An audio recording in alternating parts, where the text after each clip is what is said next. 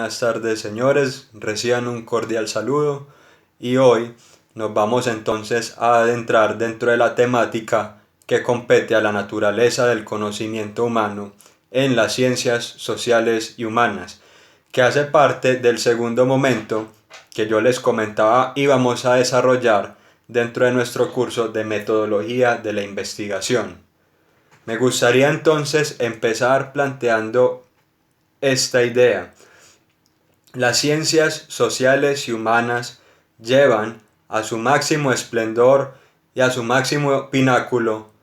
la máxima que lanzaba el oráculo de Delfos: conócete a ti mismo.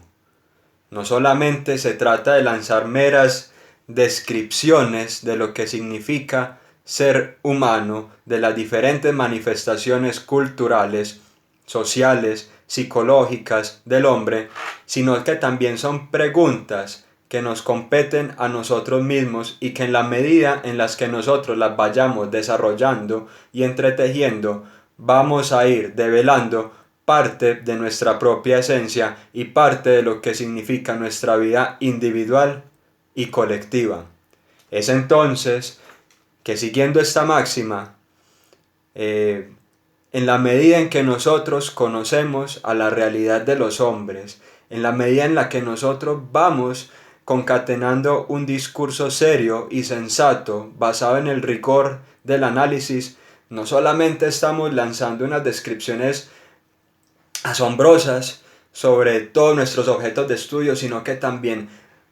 vamos comprendiéndonos a nosotros mismos, vamos comprendiendo nuestra propia existencia y todo lo que se desenvuelve al interior de nuestra alma.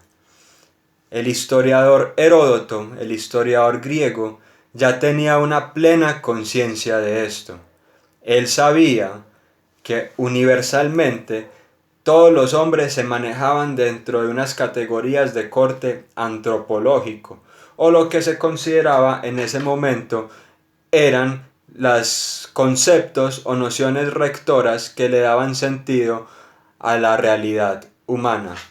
De acuerdo con los antiguos, con los clásicos, acordémonos en Paideia, cuando Solón entonces empieza a resignificar el ideal homérico para la educación y para la formación de los ciudadanos dentro de la polis,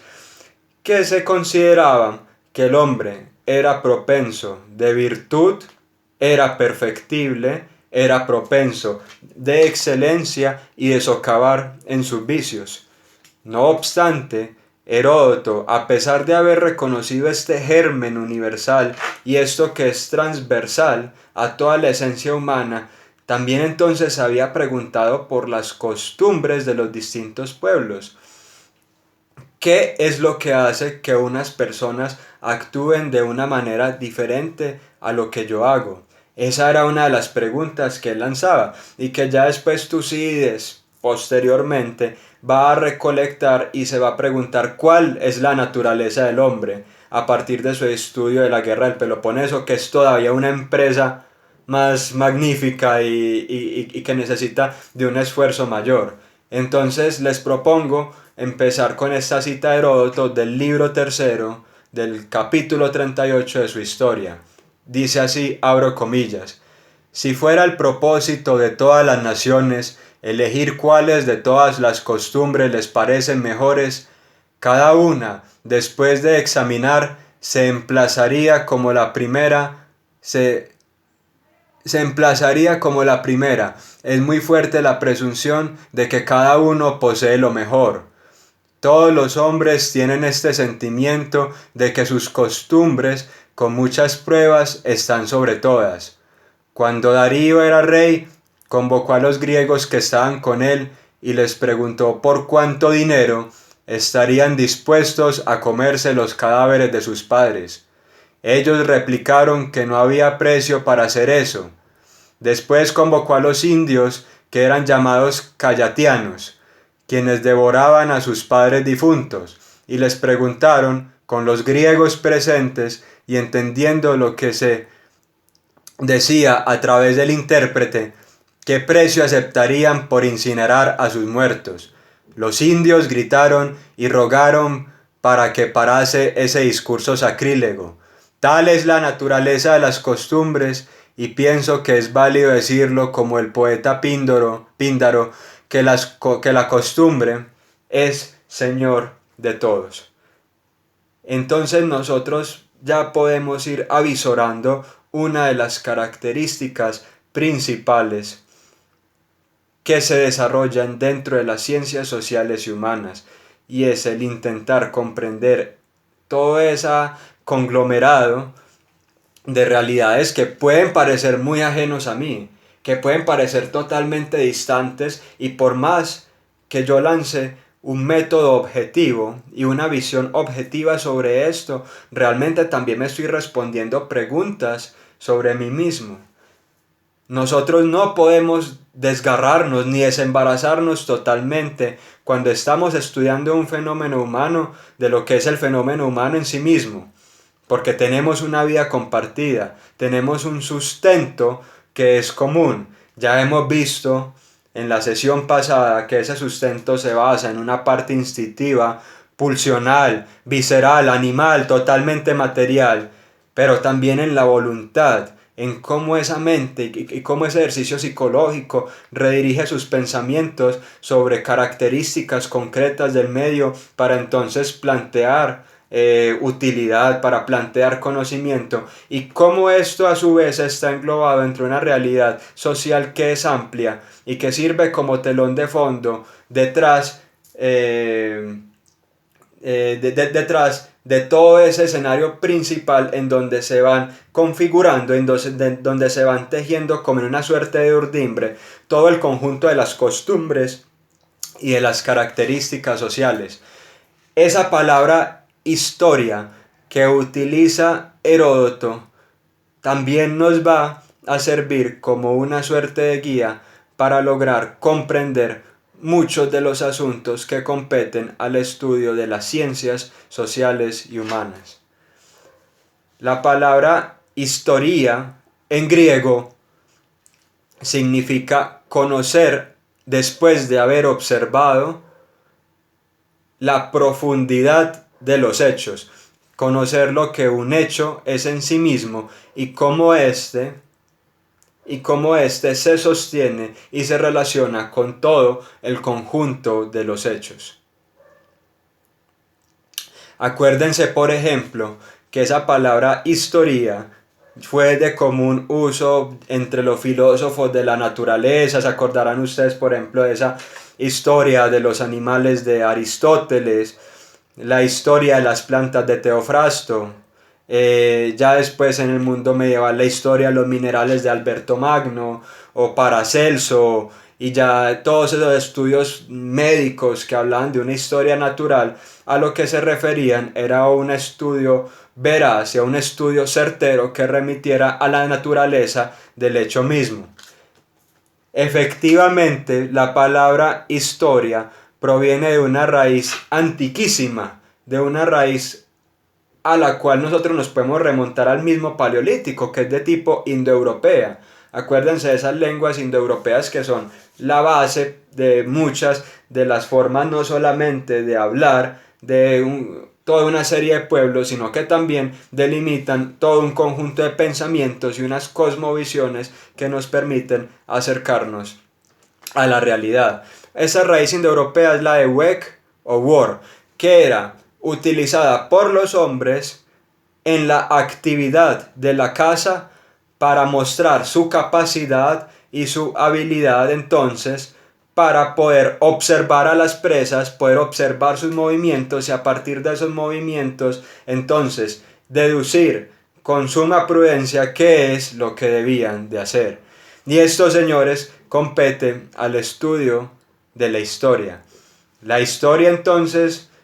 no solamente es un recuento, como existían varios logógrafos que se hacían en los puertos en el antiguo Egipto y en varias civilizaciones, hacer un recuento de los hechos que iban aconteciendo alrededor del comercio o alrededor del ámbito político. No solamente son ese conjunto de datos irresolutos e inconexos, sino que intenta mostrar la conexión de las costumbres humanas con un todo que la rebasa, con un todo que es la vida misma, y que son esos fenómenos sociales que corresponden al bálsamo sobre la cual acaece y descansa toda la esencia del ser humano. Para entonces yo darle continuidad a este discurso sobre las ciencias sociales, preciso un poco de contarles sobre la historia de las ciencias sociales y humanas. Ya Aristóteles en la política había esbozado lo que era una especie de noción de cultura, lo que nosotros posteriormente hemos traducido por educación, que ellos llamaban la paideia. Para Aristóteles entonces existían estos hechos de la ley natural, de la lex natura, que eran unos hechos propios pues de la divinidad, como lo hemos visto antes, de esa divinidad que encausa unívocamente a todo el conjunto de los fenómenos y que nosotros entonces, como son logicón, podemos expresar en juicios ciertos, pero también existían estos hechos sobre las costumbres, etos, y las predisposiciones del alma, etos, vean la diferencia de la palabra, que corresponden a esa parte arquitectónica del ser humano. Él ya en la ética entonces había planteado esa posibilidad de que la ética tuviera algo de episteme, como lo tiene esa ciencia primera que es la filosofía, esa filosofía natural, y esa episteme entonces radica en analizar esa base común sobre la cual se sustenta el ser humano y cómo sobre eso entonces cada hombre es propenso de adquirir la eudaimonía o la felicidad a través de la repetición de hábitos que conlleven a una virtud y que los alejen de los vicios, no solamente como un conocimiento del bien, como lo planteaban Sócrates y Platón, pues Aristóteles, empleando el concepto de acrasia, va a decir entonces que a pesar de que los hombres muchas veces tengan conocimiento del bien, lo pueden ignorar y pueden ir incluso en detrimento de este. Les comparto una cita de la política de Aristóteles. Dice: ante toda ciencia, episteme, sea importante o insignificante, caben dos actitudes. Una, la que merece el nombre de conocimiento científico. Otra, la que podemos designar preferentemente como una especie de cultura. Me permiten, yo utilizo el término cultura. Él ahí emplea la noción de paideia. Entonces sería por lo tanto ese saber que permite discernir acertadamente acerca de todo a lo que se referiría la cultura. Es una cultura que no solamente está emparentada a la edificación del individuo como alguien proclive de la virtud, sino que debe de llevarse a cabo en el mundo político, en la polis, en todo este ejercicio de los bienes propios de la vida colectiva. Recordemos entonces que Aristóteles decía que solamente los dioses podían vivir por fuera de la polis porque ellos ya eran la virtud en sí misma, y los animales no necesitaban entonces polis porque ellos no estaban supeditados a ese ejercicio de constituir una vida común que propugnase por el bienestar.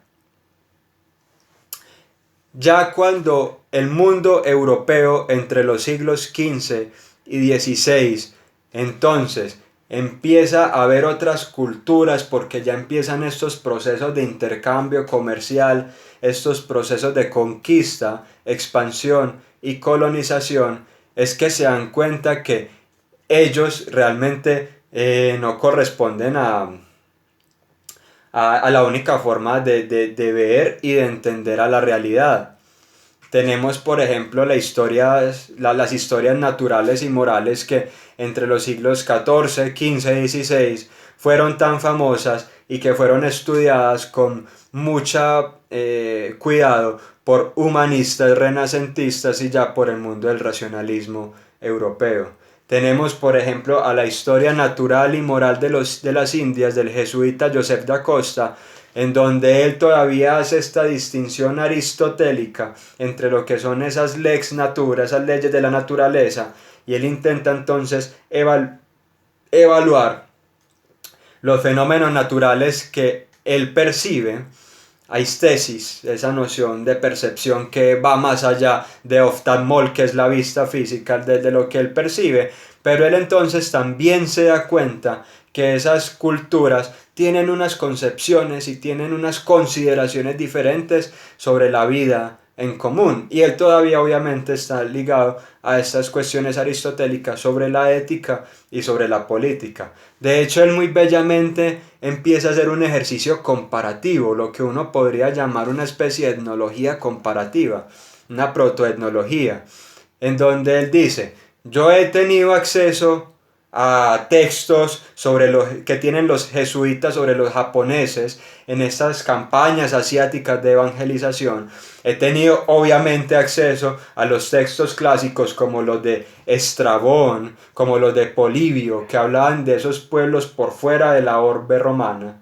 Pero también entonces yo he tenido acceso de primera mano a lo que es esa experiencia de reconocer grupos humanos diferentes, por lo cual yo me permito entonces comparar, hacer un ejercicio comparativo sobre lo que son las creencias y los sistemas de pensamiento,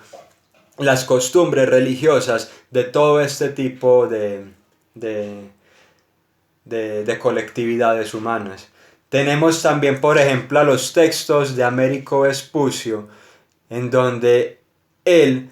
hace un doble juego, que es un juego muy propio de la etnología hasta el siglo XIX, en donde se realiza una idealización, es decir, se construye un concepto ideal no solamente de la cultura que se está observando y en la que se va a evaluar, sino también de la propia cultura para que ésta sirva como un parámetro de investigación. Entonces Américo Vespucio va a decir: estas personas que yo he visitado y las cuales yo he tenido esa experiencia con ellos, no poseen como nosotros, vean que ahí ya empieza a fraguarse ese ejercicio de la idealización, no poseen como nosotros una división sexual y social del trabajo. Hombres y mujeres están encaminados a las mismas labores. Hombres y niños entonces pescan y después construyen los enseres del hogar. Como nosotros, no tienen trajes suntuosos que les permitan realizar una distinción social basado en el valor y basado en la reputación, como sí lo tienen los Médicis en Florencia. Como nosotros, no tienen un sistema monetario que les permita comprender qué es vivir dentro de una sociedad de clases. Pasan los siglos y el concepto de cultura, durante la Ilustración, esa noción de cultura, o lo que nosotros podríamos llamar esa protociencia social, que intenta evaluar las costumbres de los seres humanos,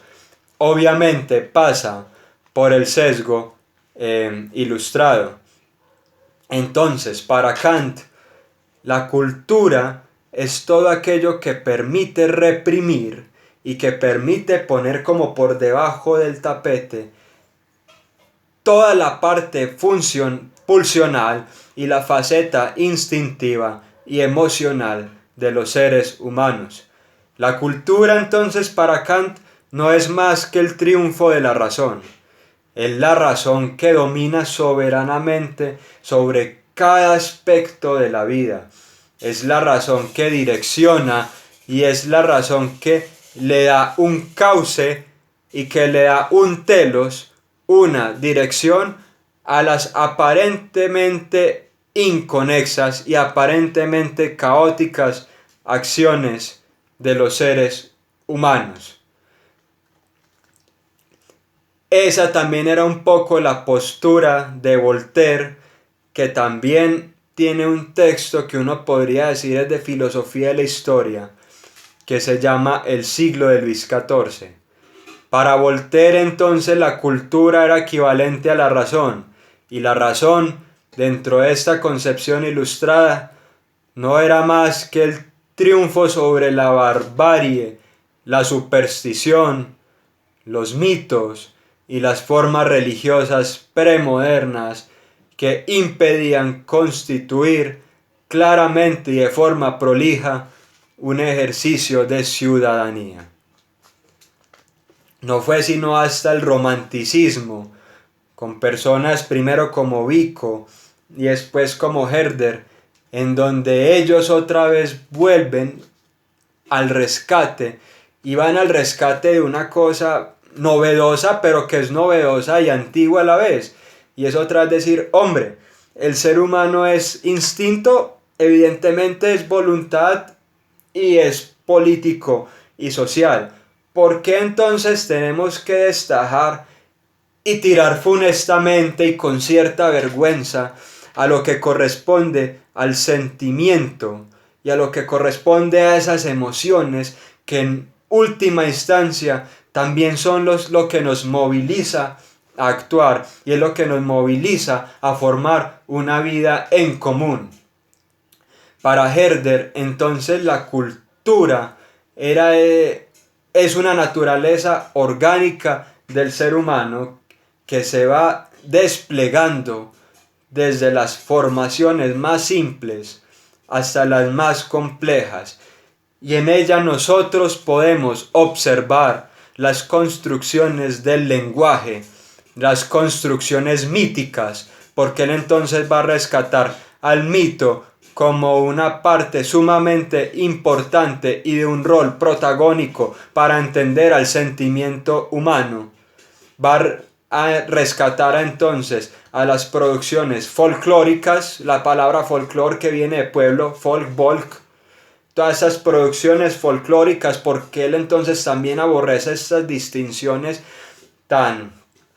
hay veces tan arbitrarias entre lo que es una alta cultura y una baja cultura. Y va a decir, el espíritu del pueblo, este espíritu comunitario, es realmente el bálsamo común, es la real naturaleza del ser humano frente a la cual nosotros podemos entender los sentimientos del individuo. Él entonces ya observaba por los diferentes viajeros de los cuales tenía noticias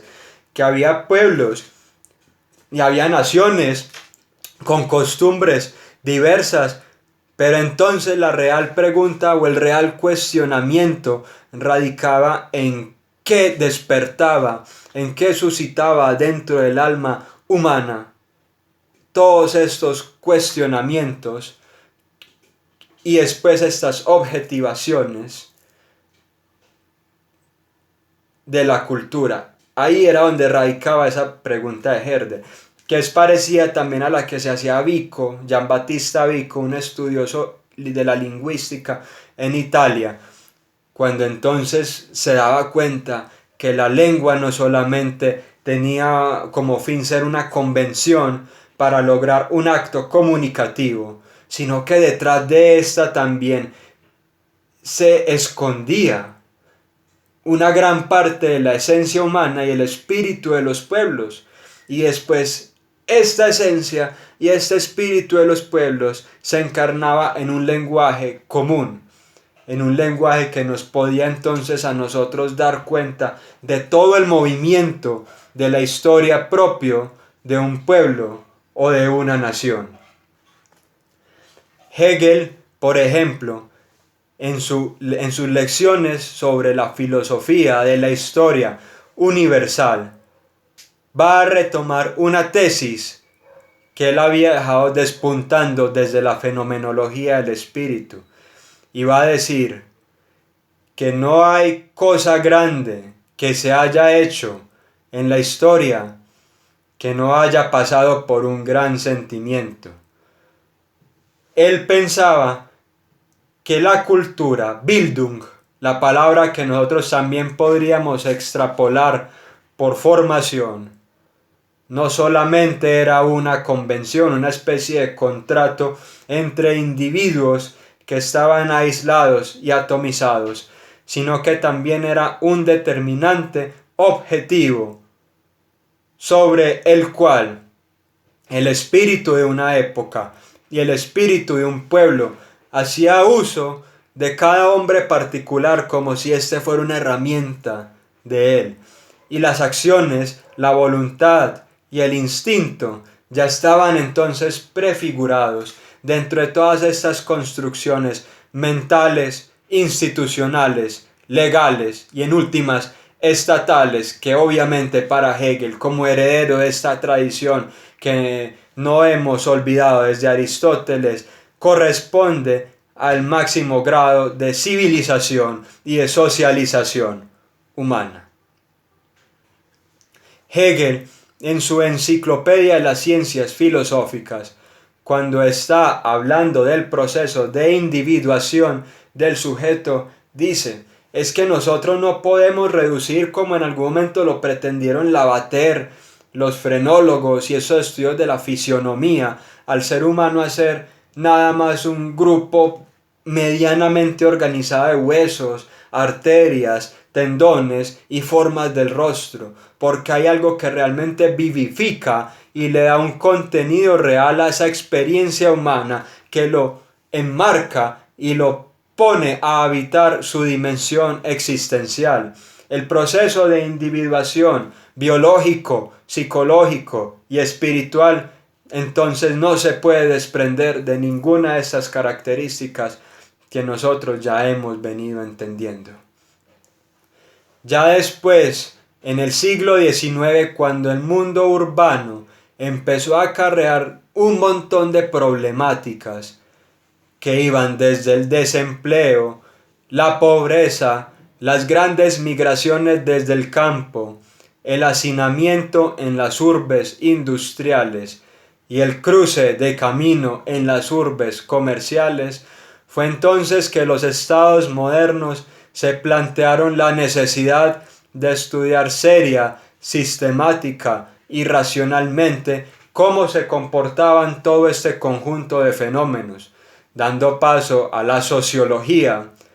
y a la economía, las dos ligadas y aunadas íntimamente con la estadística. También, por otra parte, veían la necesidad de justificar la existencia de los estados nacionales a través de una línea genealógica que mostrara la ancestralidad de los pueblos y cómo estos entonces se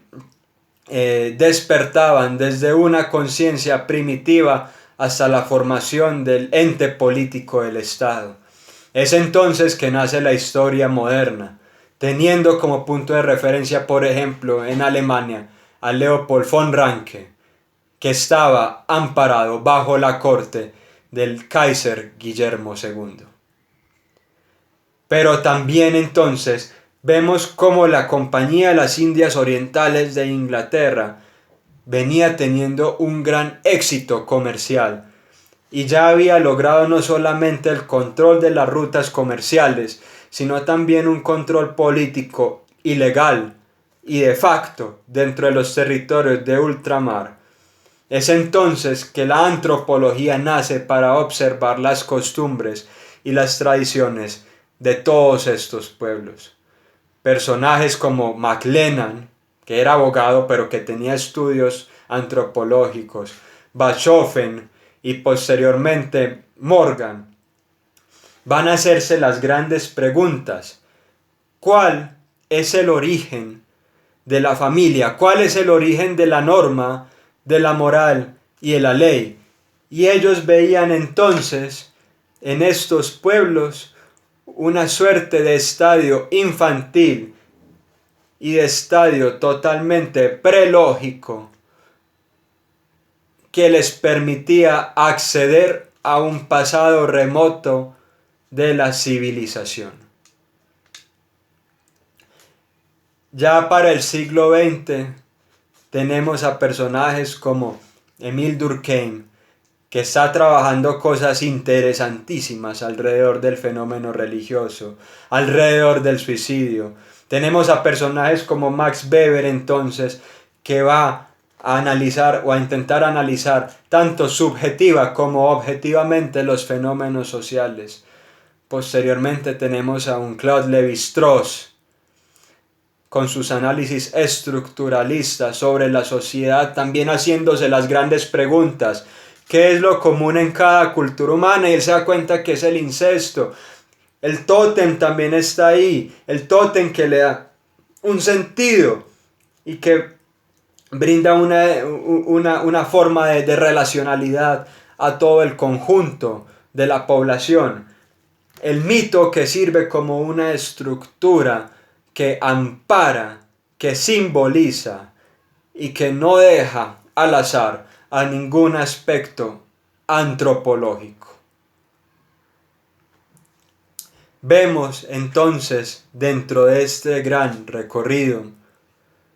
que el conocimiento en las ciencias sociales y humanas no está desligado y nunca lo estará de esas intuiciones que nosotros tenemos sobre nuestra propia existencia y sobre nuestra propia alma. Es siempre muy hermoso preguntarnos por qué ocurren tales cosas, qué es lo que sostiene a esas creencias, cuáles son los antecedentes de estos fenómenos sociales que a mí me interesan, porque eso significa que ya hemos desnaturalizado a nuestra propia vida. Ya no entendemos a nuestras propias creencias, a nuestra manera de actuar y de juzgar como el único plano plausible para acercarnos a la realidad, sino que entonces ya vemos que también alrededor de eso hay todo un conjunto de constructos que se nos han ido inculcando desde la educación doméstica, la educación ya pública, la educación del Estado, y que nosotros entonces mediante nuestras prácticas vamos reproduciendo como arte y parte. Wilhelm Dilthey, que es en quien nos vamos a detener un poco en este momento, es quien nos plantea entonces la distinción entre esas ciencias exactas y esas ciencias del espíritu. Porque este hombre se dio cuenta que no le podemos dar el mismo tratamiento a un fenómeno como la óptica, como la luz, como el estudio y el crecimiento de las plantas, a como entonces se lo debemos dar a la literatura, a la historia, al mito, a la religión y a los diferentes textos entonces que competen a todo el desarrollo de la vida.